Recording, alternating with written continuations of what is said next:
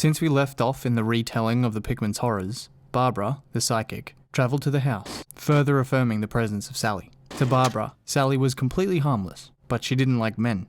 The pair were encouraged to include Sallie even more, ensuring she felt part of the family. Deborah obliged, and quickly grew an attachment to Sallie. Meanwhile, things for Tony were starting to spiral out of control. Disembodied whispers that grew in volume over several months, talking over one another and clouding Tony's mind. There were sensations of being touched, scratched, even a nibbling at his toes. And shortly after the incident we discussed last time, when Tony's forehead began to bleed before Deborah and their friends' eyes at the dinner table, the nightmares began. Tony would wake up in a cold sweat and noted blisters around his wrist as if a small hand had latched onto him. Another dream he had was far more telling, where he made contact with a stranger inside the home, a woman.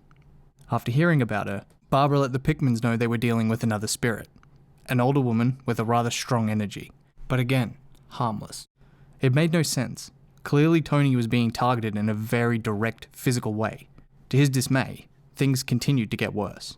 In one investigation alone, the crew from Sightings tallied up 11 separate attacks on Tony. Whoever or whatever the woman was in that house began threatening him, hovering over his bed, influencing his mind, and driving him into what seemed like a form of psychosis.